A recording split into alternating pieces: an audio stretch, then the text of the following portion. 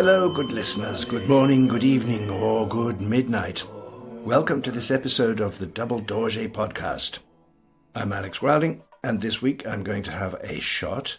It's perhaps a little bit of a Don Quixote shot because a lot of people have tried and not done very well. Anyway, a shot at making the meaning of Dakini somewhat clear. The idea is so complex and subtle, I'm almost bound to fail, but maybe it will be better than nothing. Before that, I must make the usual two comments. Firstly, it really would be helpful to this podcast if you would pause, press the like, follow or subscribe button, whatever there is on your listening platform. And secondly, this episode is being published first of all on Podbean. If you're listening somewhere else, but you do want to see the comments, the picture, the transcript, anything that doesn't appear on your platform, you will find it all on Podbean. It was fairly early in my involvement with Tibetan Buddhism that I first heard about Dakinis. The explanations I could find were vague and unhelpful. There were reasons for that. The idea is really very complex, woven together of a number of quite varied cultural strands, and there is nothing in Western culture that corresponds closely. Maybe angel is a vague shot, but it does actually miss the mark by quite a long way. I suspect that many of the sources I consulted at that time were themselves out of their depth in this field. Later in this episode, I'll be mentioning some more specific points, but I think we have to begin by clearing the ground a bit. There are two themes, it seems to me, that it is best to address right at the start. These themes are gender and allegory. Let's take gender first. Whatever form she takes, young and beautiful, old and worn, dazzlingly divine, or seemingly very plain, a Dakini is feminine.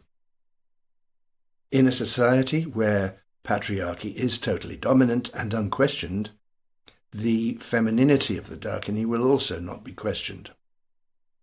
As we, however, push or struggle to move away from such patriarchal attitudes, and as we see that, at least in some circles, there are just as many female students these days as there are male, it does make sense to ask whether there is a male equivalent.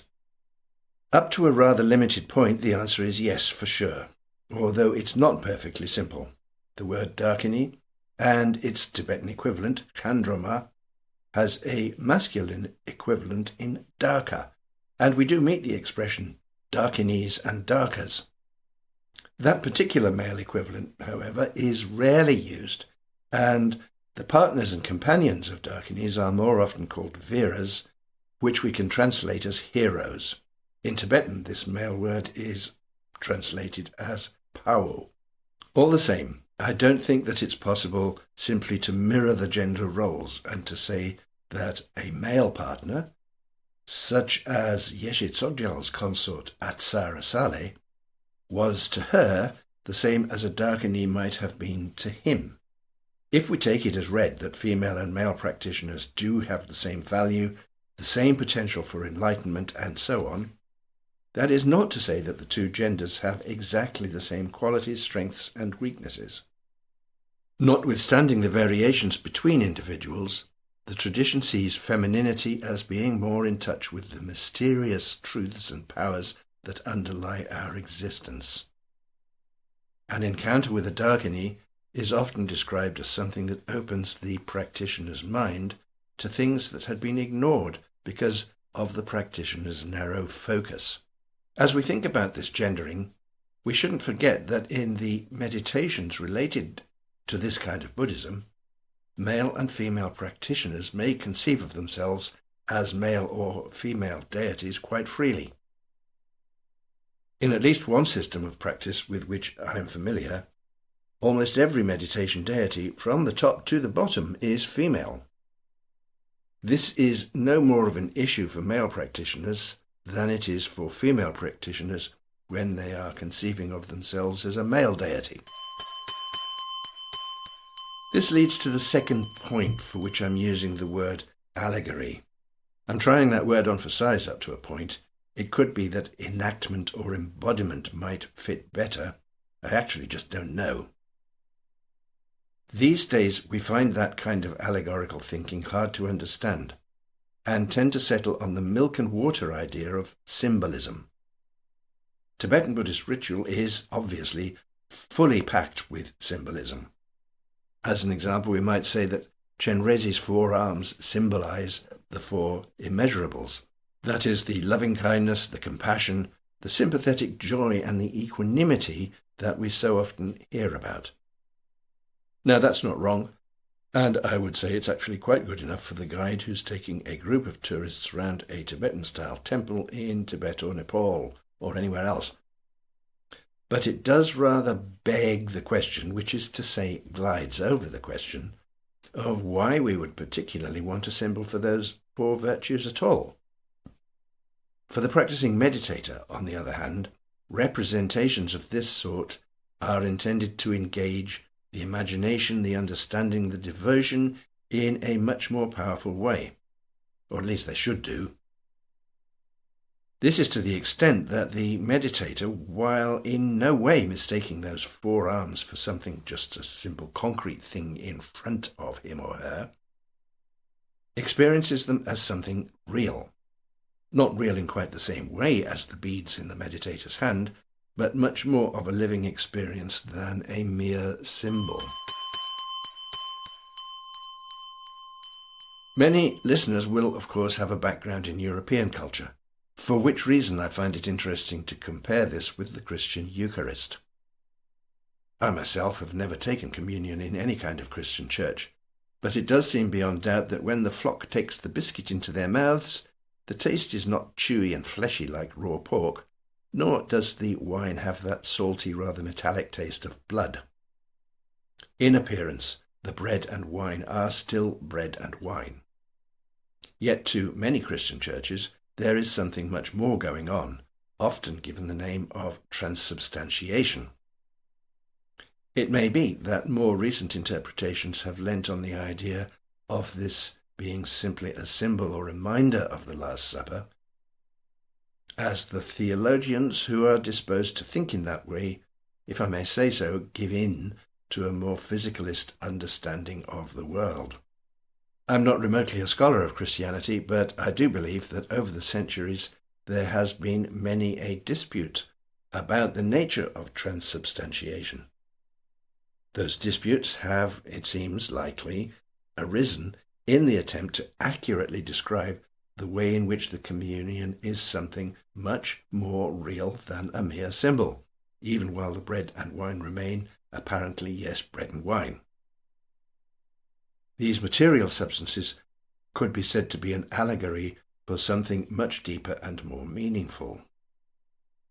This is why I feel that saying that the bread and wine embody the flesh and blood, or that they are an allegory for the flesh and blood, is at least a little bit closer to the mark than just saying that they represent or are symbols for the presence of Christ. If I have managed to make that clear, big if, then it may make more sense if we say that much of the imagery used in Vajrayana Buddhism is to be understood allegorically rather than literally, which in many cases would be ridiculous, or as simply symbolic. That raises the question of why bother? The same principle can be applied to Dakinis, whether they are visualized in a meditation practice, called on in prayers, or described in stories. They embody truths, experiences, and visions. Those truths can perhaps be pointed at through extensive and subtle intellectual, analytical thinking, although perhaps even that won't work. But even if it does, it's still necessary for the mystic or the yogi to bring those truths into living experience. The Dakini is one way in which that is embodied. These days we know vastly more about the physics that makes the weather happen than we did, say, a century ago. It has an almost entirely mechanical explanation. If that modern, scientifically based, and unquestionably correct knowledge prevents us from experiencing the wind as the dance of the spirits of nature, And if our knowledge of the physics of the sun prevents us from seeing the sunrise as hosts of angels, as William Blake might have said, or as hosts of Dakinis, as we might say, singing to the morning, if we can't open up to that aspect of life, then perhaps, sadly, Tibetan Buddhism is not for us. We have to see these things as more than just symbolic, otherwise it simply won't quite add up. Seeing this way of expression as poetry is perhaps one step closer than seeing it as merely symbolic.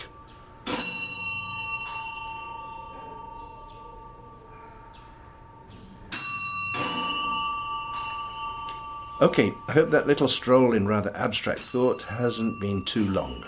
Let's take a look at how Dakinis appear concretely in the literature and liturgy. As I hope is already clear, a Dakini is always female. She can take almost any form, sometimes very unpleasant, but to be honest, most often she is attractive or even seductive. I once saw a photo of my teacher in the kitchen of an old lady to whom he had been taking some food and other support. There was a poster or hoarding of some sort showing Jennifer Lopez, which could be seen at the back of the room. It turned out that it was simply being used to shut out the wind. The teacher had not recognized J-Lo, iconic as she may be to us, but thought that she was simply some kind of kitchen Dakini. A case of very pure perception, I think. I was at this point going to say that there are 3 main types of Dakini, but having had a little check-up, I realized that, surprise, surprise, it's not that clean and simple. There are all sorts of lists, and they don't all agree with one another, but some things do all the same stand out. Firstly, starting from the top, so to speak, we have the Dakinis who are active expressions of enlightenment and who inhabit what are known as the Buddha fields, which is why they might be known as field-born Dakinis.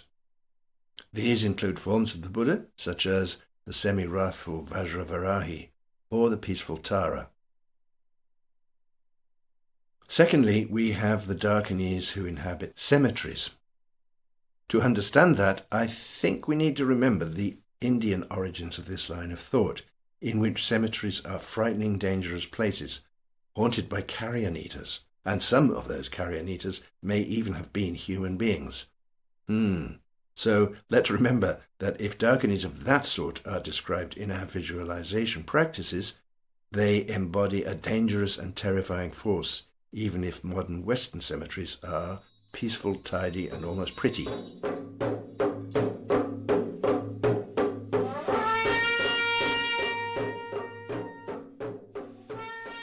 Somewhat similar to that are the Dakinis of the 24 power places that are believed to have existed in India. These Dakinis too may be invoked in some tantric visualizations.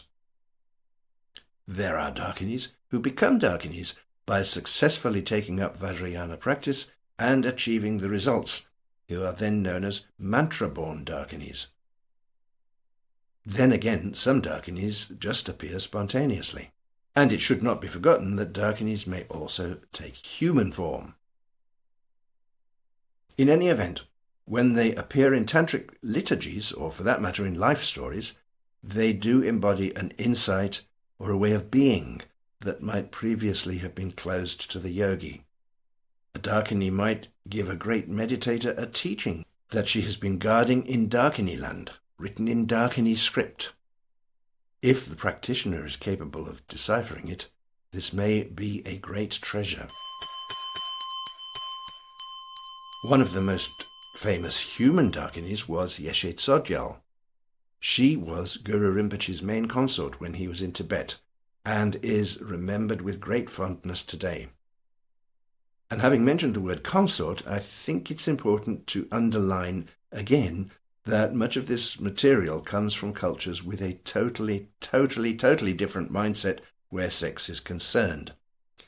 Deities or significant human beings like Guru Rinpoche and Yeshe Tsogyal for that matter, in sexual union, are perceived as beautiful, inspiring, and pure. I suppose we could say holy. As I think I mentioned in a previous episode, Such an image is not particularly seen as sexy, nor does it necessarily imply that followers have to practice concrete sexual yogas, although they do exist, in order to get anywhere on the path to enlightenment, any more than Christians are expected to nail themselves to a cross to become Christ-like. They might do that, of course, but that's another story. Of course, people are human. I guess you knew that. Whether we're thinking of monastics who've taken vows of celibacy, or yogis who have not, sexual desire can disturb the balance. Imagine a yogi sitting in his retreat, appearing very holy and receiving offerings from the faithful. If such offerings one day are brought by an attractive young woman, and if he immediately then imagines that she is his destined Dakini and tries it on there and then, he becomes nothing but a figure of fun to Tibetans as well as to Westerners. I suppose it's what we might call the male gaze gone wrong again. And when a lama, surrounded by Western students, focuses on a pretty young woman and calls her a Dakini, what are we to think? It can be a Tibetan Buddhist equivalent to the way Joey Tribbiani in Friends would meet a young woman and come out with something like, "Well, hello there, and how are you today?" People are people. Finally, I'd like to pay a bit of attention to those cycles of practice whose deities are all female and all, in a sense, forms of the Dakini. The ultimate primordial Buddha cannot really be represented, but that doesn't stop us from doing that. Most often, this Buddha is shown in male form. In the Nyingma tradition, this will be Samantabhadra. He is shown naked and dark blue, dark as the night sky, to represent being beyond conceptual coverings. But in the cycles I'm talking about here, the primordial Buddha is shown as Samantabhadri. Note the change to the final syllable, Samantabhadri rather than Samantabhadra, and is female. The visionary realms that emerge from this very abstract level are very often populated by well-known Buddhas such as the Red Amitabha or Chenrezi, Buddha of Compassion. In the systems I'm now talking about, such a visionary figure may be seen as the Red Dakini Vajravarahi. And on the concrete level, where we might meet enlightenment, if we are extremely fortunate, in physical form, she may well appear as Yeshe Tsogyal rather than a male form such as Guru Rinpoche. Another aspect of the Dakini is a close association with activity. And we may be called on to see boundless Dakinis, millions and billions, emanating throughout the universe, in fact underlying the universe, or even being this universe, if we can just overcome our conceptual grasping and purify our perception. It's a vision of reality that brings us back to the visions known to mystics across the world.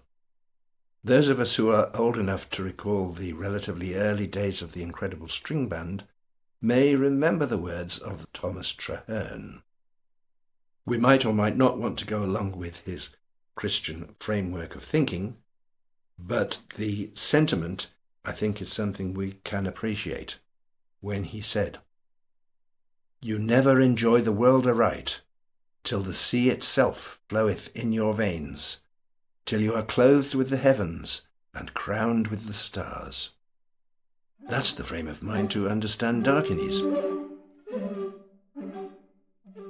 Well, gosh, that was a bit of a flight, wasn't it? I hope it did make sense. Please remember, once again, to like, subscribe, and so on, and whatever you do, keep an eye open for the Dakini. Bye. Om Mani Padme Hum. Om Mani Padme